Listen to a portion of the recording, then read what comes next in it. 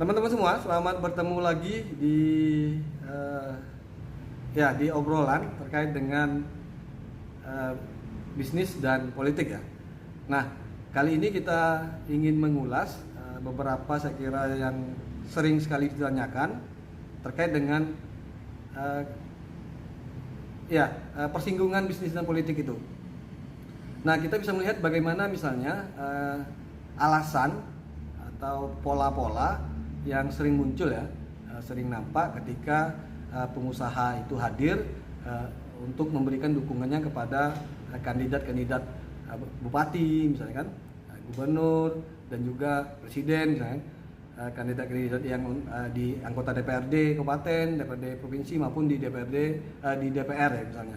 Nah, terkait dengan alasan mendukung, kenapa pengusaha memberikan dukungannya, lalu apa yang didapatkan oleh pengusaha tadi jika kandidat penguasa ini berhasil ya memegang jabatan politik, maka ada tiga. Pertama itu pengusaha akan dengan mudah mendapatkan akses sumber-sumber informasi terkait dengan kebijakan-kebijakan apa yang akan dilakukan oleh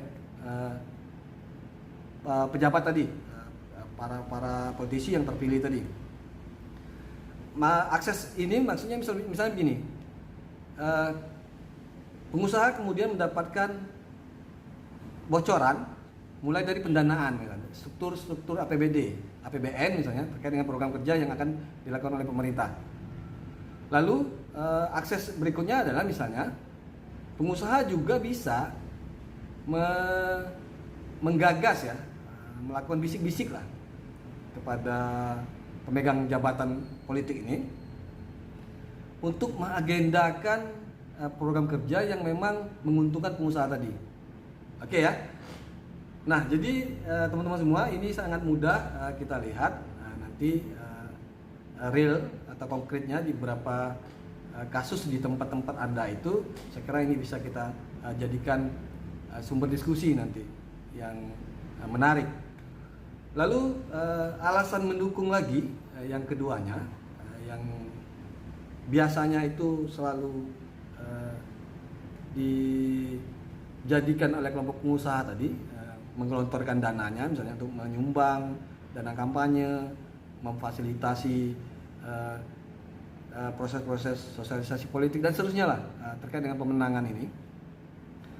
Maka pengusaha akan mendapatkan timbal balik keuntungan tadi.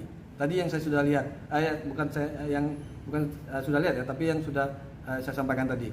Mereka mendapatkan akses, lalu bukan hanya akses saja, tapi juga bisa mendoktrin. Nah, ini bahasanya itu mendoktrin, mengarahkan dan mengintervensi kebijakan-kebijakan yang akan dilakukan oleh pejabat tadi yang dibantu oleh kelompok pengusaha. Nah, tentu saja kebijakan-kebijakan itu adalah yang berkaitan dengan sumber-sumber ekonomi. Misalnya melakukan eksploitasi sumber daya alam misalnya kan. Juga misalnya ada bantuan-bantuan sosial. Nah, itu kan terlihat nih di Indonesia belakangan ini bagaimana korupsi yang dilakukan oleh seorang menteri misalnya kan yang aktif, lalu ketika terbukti melakukan tindakan culas misalnya korupsi, maka selalu diikuti oleh kelompok-kelompok pengusaha. Nah, bidangnya bermacam-macam nanti tergantung kementeriannya, mulai dari impor ya kan, ekspor. Nah, saya kira itu nanti secara bentuk dan wujud seperti apa itu kita diskusikan. Nah, yang ketiga ini yang saya kira juga penting, kenapa pengusaha kemudian merelakan tenaga pikirannya ya kan, uangnya untuk mendukung calon penguasa tadi. Itu harapannya ketika kandidat yang terpilih itu memegang jabatan politiknya, maka setiap proses misalnya perizinan, izin pertambangan yang akan dikeluarkan oleh pemegang jabatan politik ini, itu biasanya ada fasilitas yang lebih mudah. Nah, nanti bentuknya seperti apa saya kira itu akan menjadi bahan diskusi kita ya. Nah, ini saya kira menarik sekali ini. Oke, teman-teman semua. Jadi itu 3 alasan utama mengapa pengusaha memberikan dukungan kepada calon penguasa itu. Nah, pertanyaan berikutnya adalah bagaimana pola ketika pengusaha tadi menjadi pendukung kandidat itu. Nah, ada yang sering nampak ya secara umum itu biasanya ada tiga pola. Yang pertama itu menjadi donatur di satu komunitas, relawan, simpatisan, tim sukses, ya kan, yang memang sudah dibentuk oleh calon penguasa itu. Nah, dia menjadi donatur, menyuplai uang, ya kan, untuk menghidupkan mesin-mesin politik yang sudah dibentuk. Nah, lalu yang kedua, pengusaha juga ternyata tidak hanya menjadi donatur di satu kelompok, tapi juga di 2 kelompok atau lebih, di banyak komunitas. Komunitas adat, komunitas agama, misalnya kan, macam-macam lah, kepemudaan, olahraga dan seterusnya. Jadi banyak sekali nanti komunitas yang supply-nya, pendanaannya itu difasilitasi dan diberikan oleh pengusaha-pengusaha ini. Agar apa? Agar mendapatkan simpatik publik ya untuk mendukung calon kandidat yang didukungnya itu. Oke? Nah, ada juga yang lebih ekstrim misalnya polanya, yaitu apa? Mendirikan komunitas. Jadi bukan hanya menjadi donatur dan pendukung saja, tapi memang betul-betul mendirikan komunitas, atau di atas komunitas misalnya mendirikan partai politik. Nah, coba teman-teman renungkan kembali misalnya, kenapa banyak sekali pengusaha itu berlomba-lomba, berlomba ya, walaupun tidak banyak, mungkin 1, 2, 3 orang itu yang terlanjur kaya misalnya, itu mendirikan partai politik. Nah, saya kira ini juga sebuah bentuk ya, sebuah bentuk bagaimana kelompok pengusaha itu menjadi pendukung agar bisa mendapatkan akses kekuasaan tadi. Oke. Nah, berikutnya yang saya kira juga harus kita sampaikan juga di kali ini misalnya, Richard Robinson misalnya dengan cukup tegas ya menyebutkan bagaimana pengusaha itu hadir, kelompok-kelompok bisnis itu hadir di model pemerintahan yang ada di Indonesia. Jadi dalam bukunya yang diterjemahkan dalam bahasa Indonesia itu munculnya ya atau kebangkitan kapitalisme di Indonesia itulah di era Soeharto. Nah, itu dia menyimpulkan bagaimana sebenarnya bukan cuma Richard Robinson sih, tapi juga ada misalnya peneliti lainnya yang menyebutkan bahwa kekuasaan oligarki yang dalam bahasanya si Fedi Hadis itu sebagai aktor yang sangat predator ya, yang bahasanya Fedi Hadis itu, dia menyebutkan bahwa kekuasaan oligarki itu menjadi predatoris, ternyata telah menguasai segala sumber-sumber ya, sumber-sumber ekonomi dan politik yang ada di Indonesia itu melalui struktur jaringan. Nah, jadi ada struktur jaringan bisnis yang sudah terbentuk ya. Jadi jaringan ini, jaringan bisnis terbentuk, lalu kemudian melebar menjadi jaringan politik juga. Nah, dengan adanya struktur jaringan bisnis dan politik ini, kemudian kemudian apa? Model kapitalisme yang ada itu sudah semakin mapan. Nah, jadi kemapanan adanya struktur jaringan bisnis dan politik itu dalam bahasanya Fedi Hadis itu kemudian melahirkan pola hubungan patron klien ya. Jadi ada yang bosnya, kemudian ada yang pendukungnya. Oke ya. Nah, jadi kalau kita misalnya dalam konteks terkini ingin menjelaskan fenomena struktur jaringan bisnis politik itu kemudian melahirkan pola hubungan patron klien yang ada. Nah, selanjutnya teman-teman semua yang saya kira juga penting kita elaborasi lagi, misalnya Robinson di tahun 1985 itu sudah melihat bagaimana fenomena Soeharto dengan rezim Orde Barunya itu berhasil membentuk lalu memperkuat struktur korporatisme untuk mengendalikan kekuatan ekonomi politik. Sehingga apa?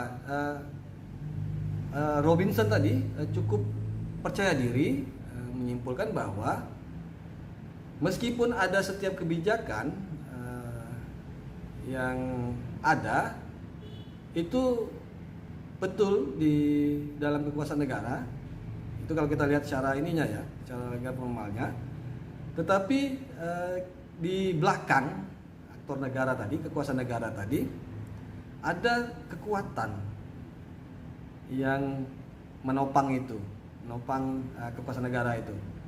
Jadi ada kekuatan yang berasal dari kelompok-kelompok pemilik modal, yang tentu saja pebisnismen ini itu berada di luar di luar pemerintahan ya. Jadi kalau Richard Robinson itu menyebutnya sebagai kelompok modal ini dengan bahasa extra state, jadi negara di luar negara. Nah, kenapa muncul pemilik modal ini sebagai aktor di luar negara itu? Ternyata tujuannya adalah untuk mempengaruhi setiap kebijakan yang dibuat oleh negara. Jadi secara sederhana pemilik modal ini menjadi kelompok kepentingan. Oke ya.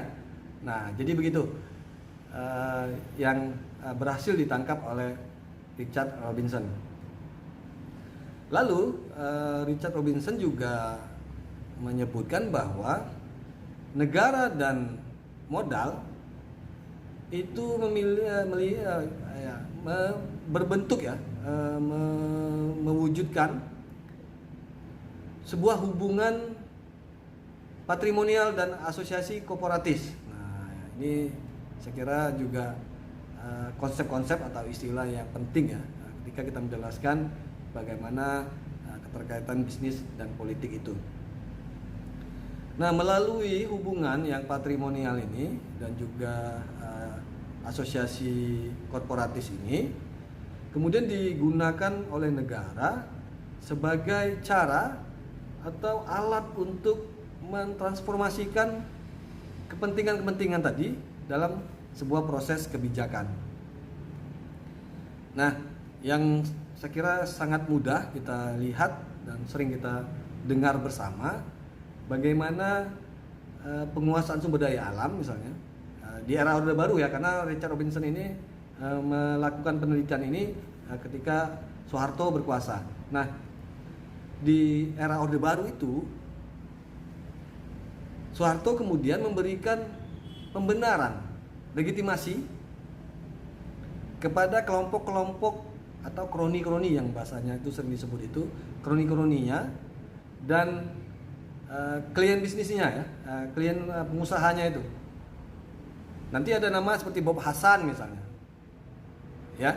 Lalu ada Probo Sutejo misalnya kan, juga ada Lim Siong Leong misalnya kan.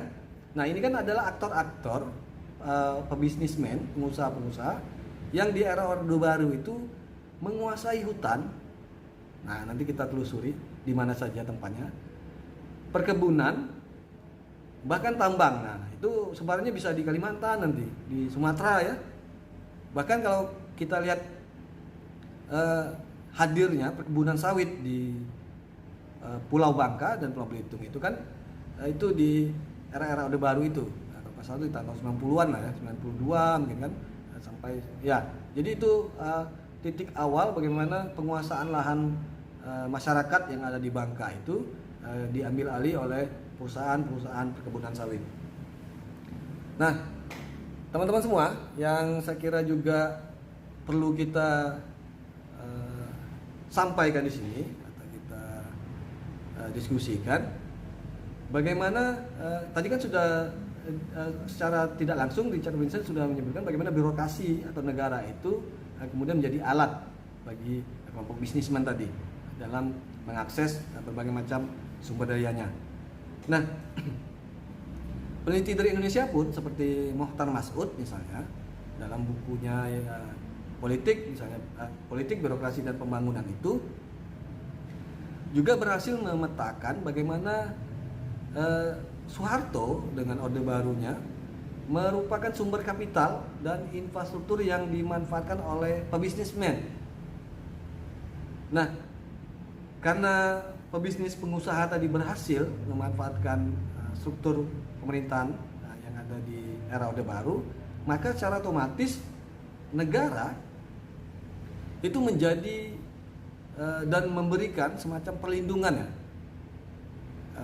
atau memfasilitasi praktek-praktek bisnis yang tidak efisien. Maksudnya ya ada semacam praktek-praktek korupsi ya, kolusi dan nepotisme.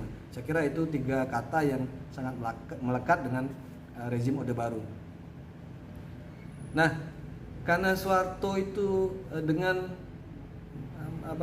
memiliki cara memimpin yang sangat sentralistik di tangan dia, sehingga tidak ada lagi aktor lain ya. Jadi Soeharto itu cukup berhasil mengontrol sistem politik pemerintahan yang Indonesia itu berdasarkan seleranya. Nah, sehingga aktor lain, civil society dan seterusnya itu dimatikan, dilumpuhkan. Oleh karena itu negara tidak memiliki penyeimbang. Nah, sehingga negara itu kemudian membentuk model yang monopoli lah. Tapi tentu saja ya, monopoli di bawah kendali oleh Soeharto itu. Nah, nanti kroninya yang diuntungkan dengan model ini. Nah, sehingga apa? Sehingga praktek-praktek tadi rent seekers misalnya itu sering muncul di Soeharto dan tidak tersentuh, tidak terbongkar. Karena apa? Karena tidak ada yang menjadi penyeimbang negara pada waktu itu. Sehingga politik kemudian proses pembangunan yang menguntungkan pengusaha itu bisa masuk melalui kebijakan, kemudian bisa dieksekusi kemudian. Oke. Nah, sebenarnya ini sudah bisa menggambarkan ya bagaimana ada semacam pola oligarki ya di Indonesia. Nah, bahkan Fedi Hadis dan Richard Robinson di tahun 2004 dalam hasil penelitiannya itu terkait dengan fenomena reorganizing power in Indonesia pasca Orde Baru itu misalnya. Nah, menyebutkan bagaimana misalnya oligarki itu mereka gambarkan sebagai kekuatan-kekuatan yang menjadi lingkaran kekuasaan di Indonesia yang mendominasi setiap struktur ekonomi dan struktur politik meskipun di era reformasi. Jadi pasca Orde Baru, pola-pola fasilitas-fasilitas yang dimiliki oleh kroninya Soeharto itu tidak runtuh total ya, bahkan bertransformasi dia, sehingga apa? Rezim berganti, tapi mereka tetap eksis dalam mengeksploitasi dan mengakumulasi kepentingan bisnis mereka itu. Nah, Hadis dan Robinson ini melihat ada beberapa hal yang dia lihat. Misalnya yang pertama itu dari sisi politik. Oligarki itu muncul dan merupakan pemusatan kekuasaan yang berada di tangan segelintir elit yang menjalankan urusan kepentingan publik dengan mekanisme kekuasaan yang sudah dikontrol tadi, yang dimiliki. Lalu di sisi ekonomi pun, misalnya yang kedua, kelompok-kelompok oligarki ini memiliki relasi kekuasaan yang memusatkan sumber daya ekonomi pada segelintir pihak misalnya. Jadi ada hubungan antara pemilik modal dan elit politik yang saling menguntungkan secara timbal balik. Nah, itu teman-teman semua yang bisa ditangkap dari dari hasil penelusuran Fedi Hadis tadi dan Richard Robinson. Nah, terkait dengan keterlibatan atau persinggungan lembaga-lembaga politik formal yang ada di Indonesia itu dengan pengusaha itu, seorang peneliti Indonesia yang belum lama ini meninggal, misalnya ada Jos Yunus Adicondro, itu di tahun 2006 dia menyampaikan sebuah temuan bagaimana korupsi kepresidenan reproduksi oligarki berkaki tiga, istana, tangsi dan partai penguasa itu ada di Indonesia. Jadi menurut Jos Yunus Adicondro atau Adicondro ya kita sebutkan nanti, bentuk oligarki di Indonesia itu berkaki tiga sifatnya, yaitu yang kaki pertamanya ada di istana. Nah, istana ini berarti lembaga presidenan ya. Oke. Lalu yang kedua itu kakinya ada di tangsi, bahasanya Adicondro ini, yaitu apa? ABRI atau yang kita kenal dengan TNI Polri saat ini. Oke. Tapi ini konteksnya ini ya, era Orde Baru ya. Lalu kaki yang ketiganya, kaki oligarki itu menancapkan di partai politik, yaitu yang bernama Partai Golkar.